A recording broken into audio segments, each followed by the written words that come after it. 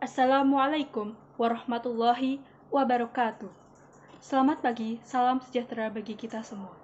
Perkenalkan, saya Safitri Ayuning Tias. Berdirinya saya di sini sebagai pembicara satu tim oposisi dari SMA Negeri 1 Kendal hendak memaparkan latar belakang dan argumen mengenai mosi. Dewan ini menyetujui ujian sekolah dengan portofolio dan presentasi ilmiah. Dewan juri yang terhormat, sebelum saya memaparkan argumentasi saya, izinkan saya memberikan definisi dari kata kunci untuk mosi kali ini demi menyamakan persepsi kita bersama. Ujian sekolah adalah ujian akhir yang dilakukan siswa di kelas tertinggi di tiap jenjang dengan tujuan untuk mengukur capaian kompetisi siswa. Nilai dari ujian sekolah akan ada dalam ijazah siswa sebagai ukuran capaian kompetisi siswa tersebut berdasarkan standar kompetisi lulusan. Kata yang kedua yaitu portofolio. Portofolio adalah dokumen terstruktur yang rapi dan berisikan hasil karya dan aktivitas siswa.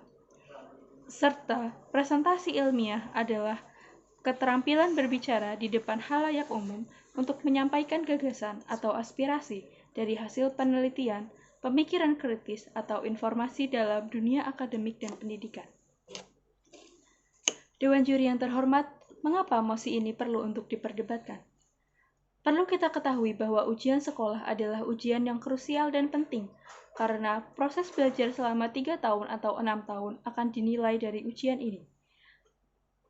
Apakah seseorang selama 3 tahun atau 6 tahunnya melakukan proses belajar dengan baik dan tuntas akan lulus dan mendapatkan hasil yang baik dengan mudah? Dan begitu pula sebaliknya. Tentu, metode ujian yang sesuai penting untuk mendapatkan hasil kompetisi yang sesuai pula. Karenanya, metode ujian sekolah perlu dikaji ulang dalam perdebatan. Dewan juri yang terhormat, perlu diketahui bahwa pelaksanaan ujian sekolah dan ujian masuk perguruan tinggi memiliki waktu yang berdekatan. Apabila siswa tingkat akhir SMA harus mempersiapkan portofolio untuk bahan ujian sekolah demi kelulusan mereka, dan portofolio untuk mendaftar kuliah, serta mempersiapkan tes ujian masuk perguruan tinggi, siswa akan terbebani olehnya. Belum lagi, kehidupan mereka yang tidak hanya mengenai pendidikan saja akan menjadi beban pikiran mereka pula. Beban pikiran yang menumpuk akan membuat seseorang mudah terkena stres. Apabila berkelanjutan akan menjadi depresi dan seterusnya, yang akan membahayakan mereka sendiri. Selain itu, untuk siswa SMP dan SD, portofolio mereka kemungkinan besar bukanlah karya mereka sepenuhnya. Orang tua mereka pasti berpartisipasi atau turun tangan dalam pembuatannya. Maka hasil dari ujian mereka bukanlah kompetensi mereka sepenuhnya. Bisa pula mereka dengan mudah membayar seseorang untuk melakukan hal tersebut. Hal ini karena terlalu membebani untuk mereka untuk membuat portofolio dan melakukan presentasi ilmiah.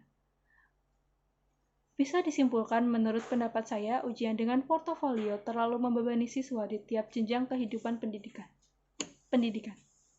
Selain itu, kira-kira berapa waktu yang diperlukan untuk melihat presentasi dari ratusan anak? Padahal, kira-kira setiap SMA dan SMP memiliki siswa kisaran 300 siswa, dan jumlah guru berkisar antara 40-50 per sekolah. Bayangkan saja, berarti kira-kira tiap guru harus melihat 6-7 siswa dengan durasi yang sekitar 1-1,5 jam. Seberapa lelah siswa dan guru apabila harus menjalaninya? Belum lagi, guru harus merekap nilai siswa-siswanya, dan belum lagi pula sebelumnya mereka memiliki kewajiban untuk membimbing tiap siswanya dalam penyusunan portofolio tersebut. Padahal, guru-guru yang 40-50 ini bukan hanya mengajar kelas akhir saja, namun juga siswa-siswa kelas lain seperti kelas-kelas di bawahnya. Maka bukan hanya beban siswa, tapi guru-guru juga akan terbebani dengan sistem ini apabila diterapkan. Guru-guru kita yang PNS saja digaji antara 2,5 sampai 5,9 juta tergantung dengan golongannya. Namun, apakah gaji mereka sudah sesuai dengan beban pekerjaannya? Apabila sistem ini diterapkan, maka menurut saya, gaji mereka tidak sesuai dengan beban pekerjaan yang mereka akan tanggung. Karena menurut pendapat saya, pekerjaan itu akan menjadi overlap dan meningkatkan kemungkinan depresi atau bunuh diri pada kalangan akademisi.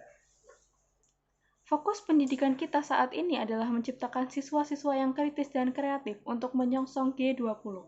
Maka kompetensi siswa ketika lulus adalah critical thinking dan kreativitas.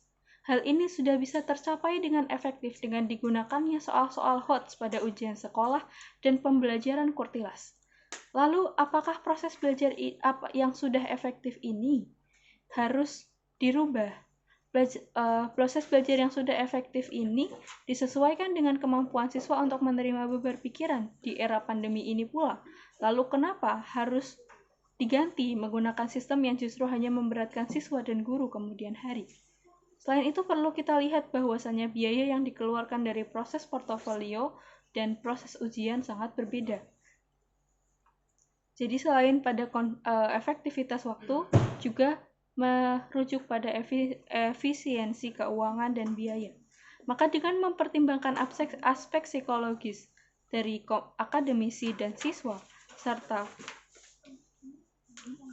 aspek ekonomi dan efisiensi, saya, sebagai tim oposisi, menolak dengan tegas mosi kali ini, yaitu Dewan ini menyetujui ujian sekolah diganti menggunakan portofolio dan karya ilmiah. Terima kasih sudah menyaksikan. Wassalamualaikum warahmatullahi wabarakatuh.